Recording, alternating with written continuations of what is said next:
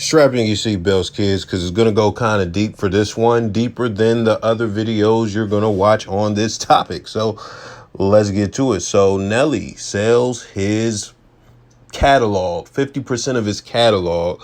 I can't see if that's masters or publishing. I haven't, even though I did some digging, you see the headlines. It's just pretty much 50% of his catalog. He sold it for $50 million.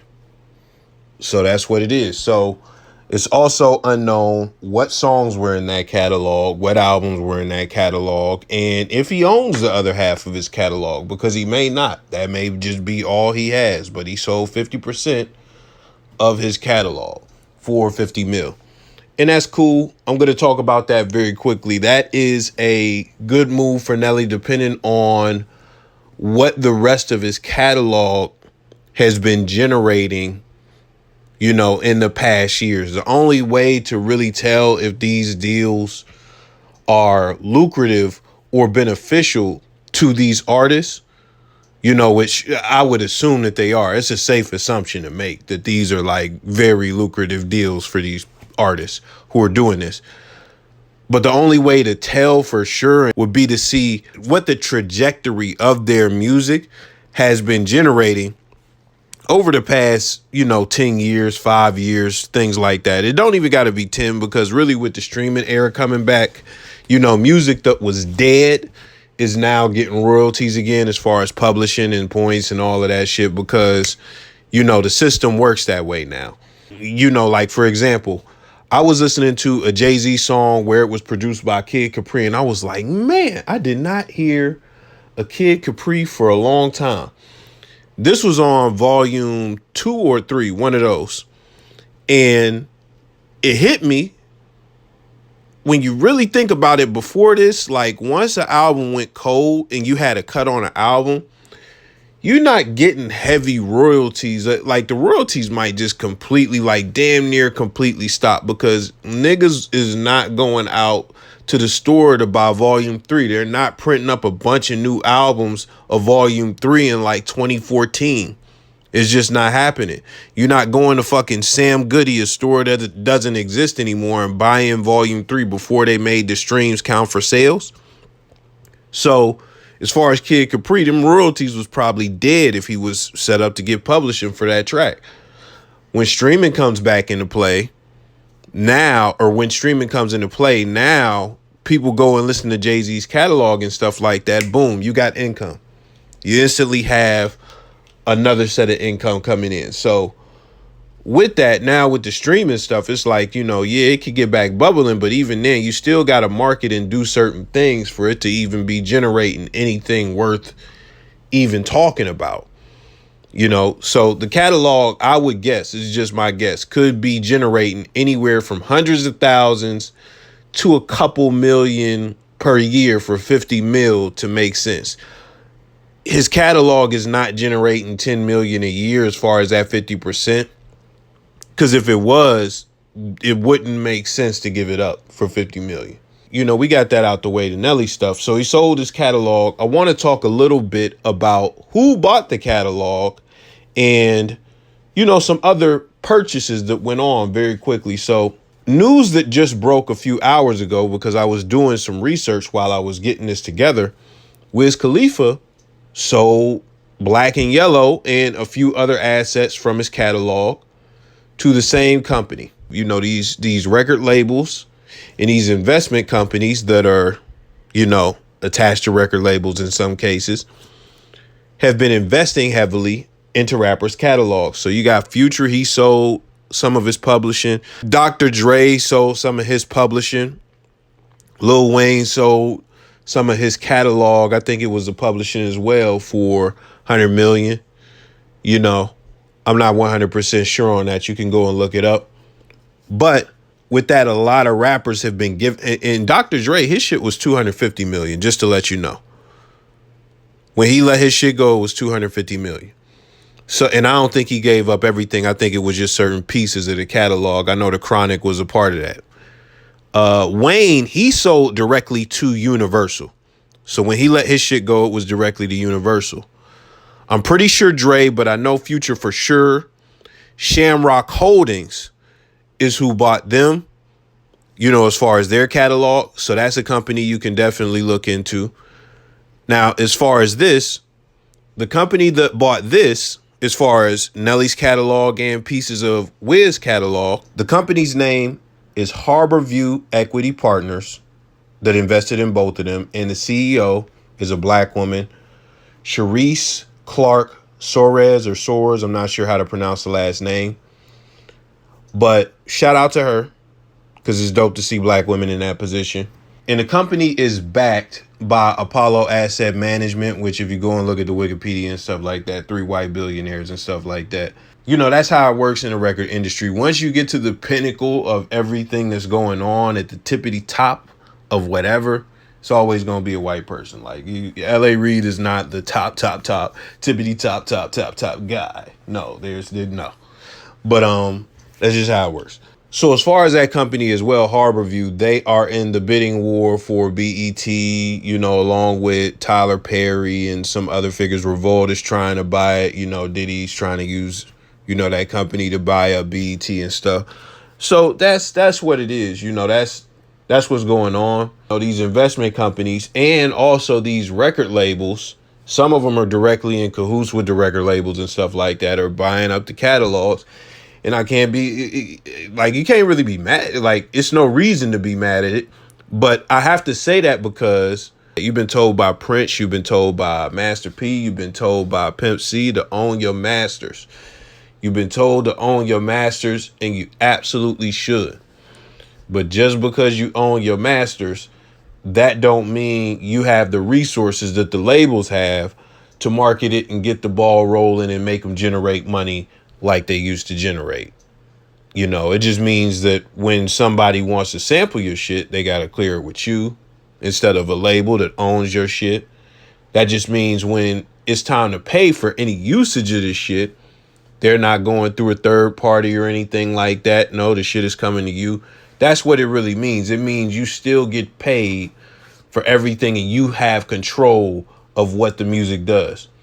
You relinquishing that control when the music is not like passing. Like passing that shit, the catalog down to your kids and stuff like that. It's not like, let me just give you a perfect example. Let's pretend Nat King Cole, owned all his music, or any of them cats from like the 1930s or anything like that. I'm going to tell you right now, if Nelly's catalog is making, and this is all speculation, hundreds of thousands to a few million every year, just that much, and he let it go for 50 million, how much do you think a Nat King Cole discography is generating right now at this moment as far as royalties?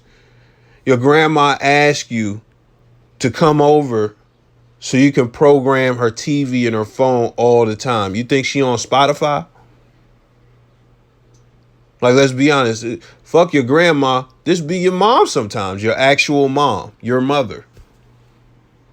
You have to go over and help her get the shit together so she can fucking use the Amazon and all. The catalog is not going crazy.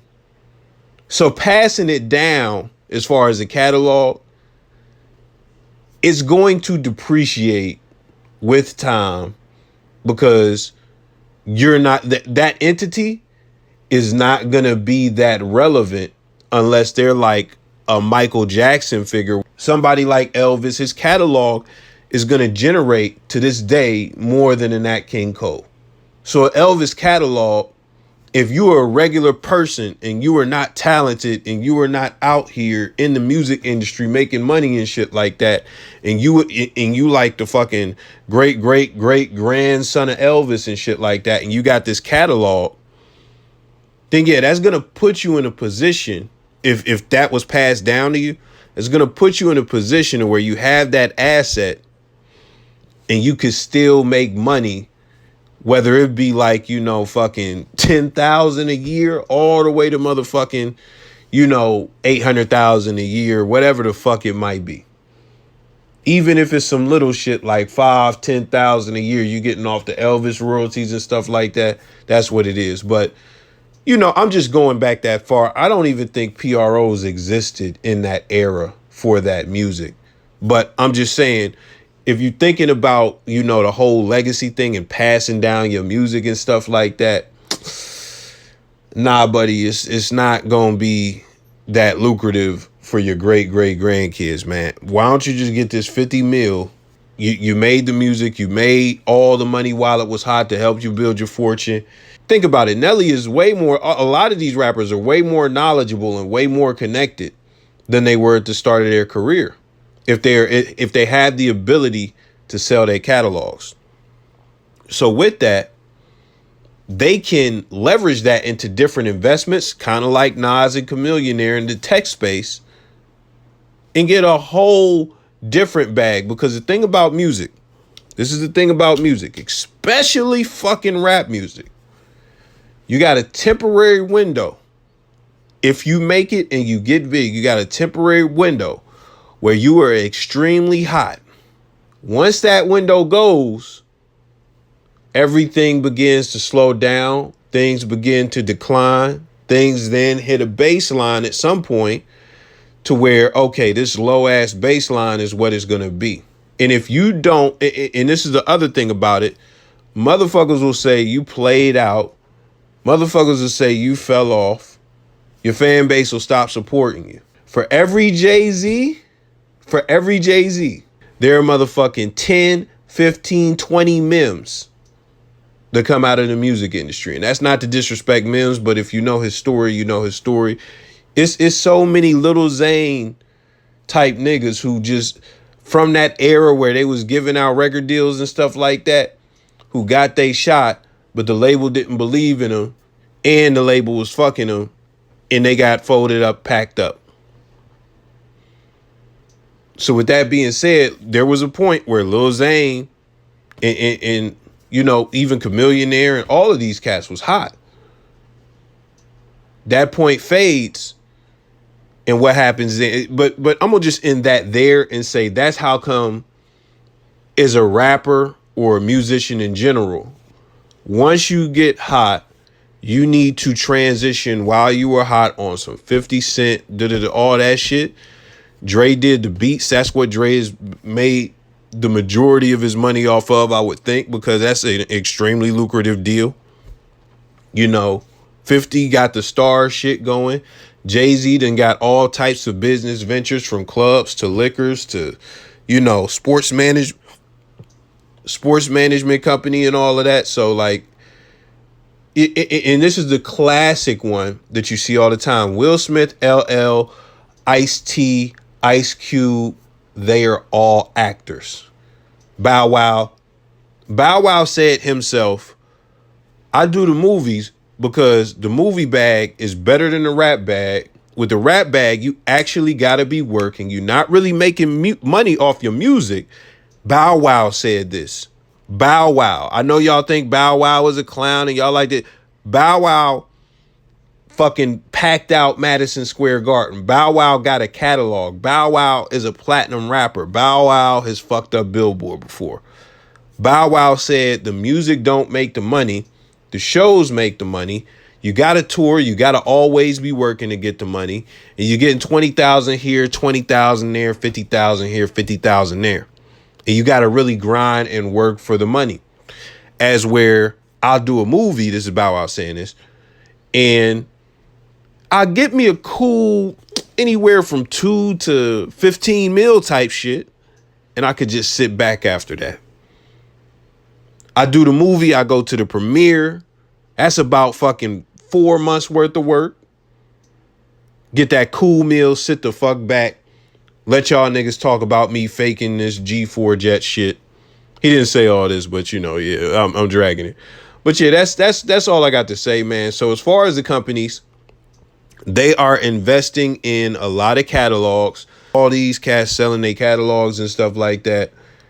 More than likely, it's a smart move, and it's a lucrative move. That's just what it is. Let me know your thoughts. I'm out.